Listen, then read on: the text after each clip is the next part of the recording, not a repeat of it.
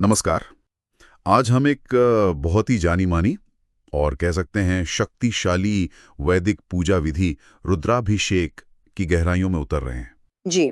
हमारे पास जो जानकारी है वो मुख्य रूप से वेदों, खासकर यजुर्वेद पर आधारित है और ये बताती है कि भगवान शिव को प्रसन्न करने के लिए ये पूजा क्यों और कैसे की जाती है।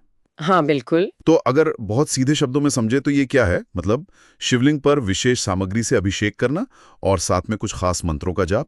हाँ, बिल्कुल यही, असास तो यही है।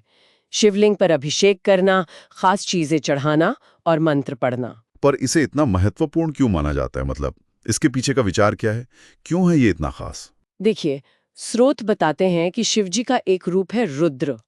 रुद्र का मतलब है वो जो रुलाता है, या कह सकते हैं दुखों को दूर भगाता है। अच्छा। तो शिवजी अपने इस रुद्र रूप में पूजे जाने पर ऐसा मानते हैं कि जल्दी प्रसन्न होते हैं, भक्तों की पीड़ा हर लेते हैं। हम्म। इसीलिए ये विधि कष्ट, रोग और यहाँ तक कि मृत्यु के भय से भी मुक्ति दिलाने वाली मानी जाती है। इसमें दो चीजें बहुत खास हैं।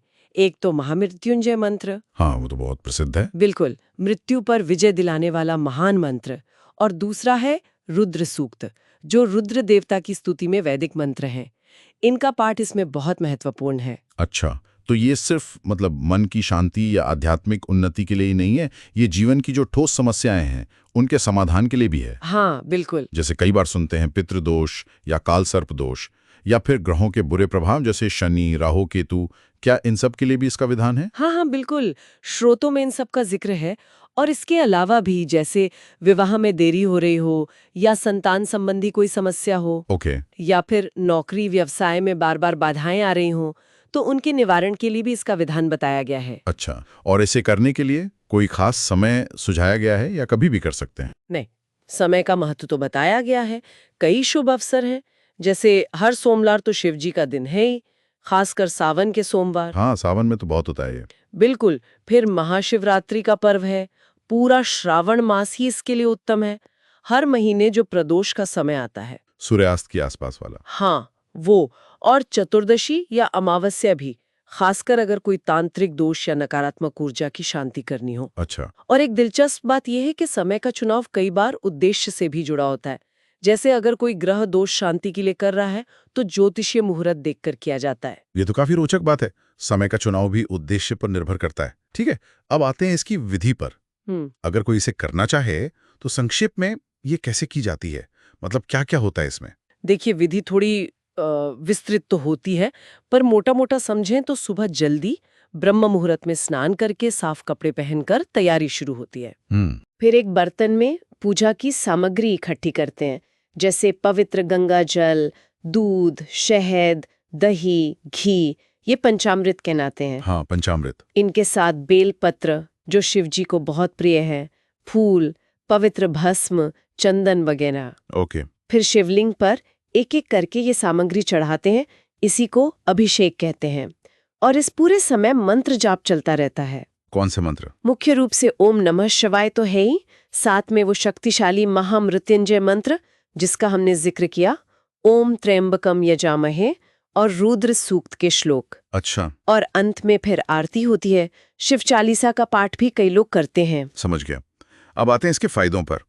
क्या मुख्य लाभ बताए गए हैं, मतलब स्रोत किस चीज पे ज्यादा जोर देते हैं? लाभ तो कई स्तरों पर बताए गए हैं। शारीरिक, मानसिक, आध्यात्मिक शांति तो है ही, रोग, दुख, दरिद्रता से मुक्ति, सभी तरह के ग्रह दोष, और यहाँ तक कि वास्तु दोष की शांति का भी उल्लेख मिलता है। वास्तु दोष भी है? अच्छा। हाँ, फिर वही विवाह, संतान, करियर की बाधाएं दूर होना, आकस्मिक मृत्यु या दुर्घटना से सुरक्षा मिलना, और जीवन में सफलता, समृद्धि, शांति आना।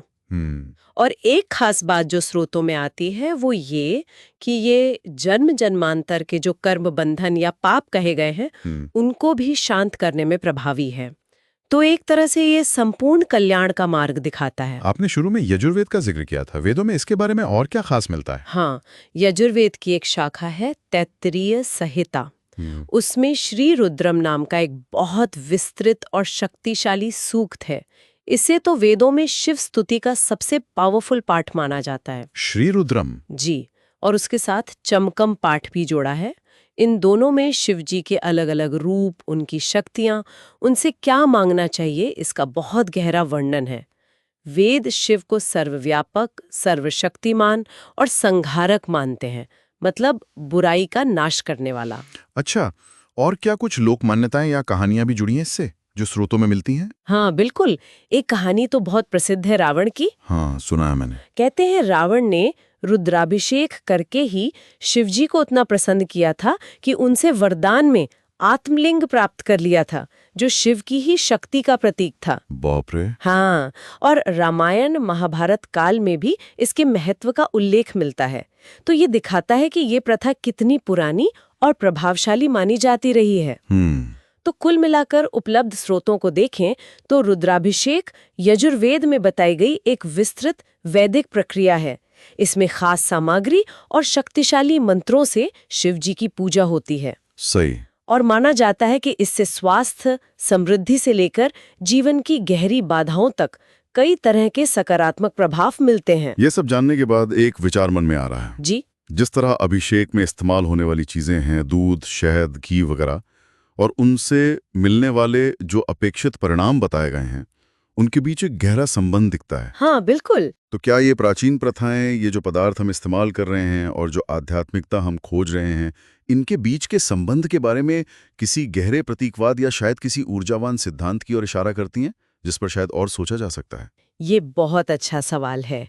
बिल्कुल, ये सोचने वाली बात है कि कैसे ये भौतिक वस्तुएं आध्यात्मिक परिणामों से जुड़ी हैं।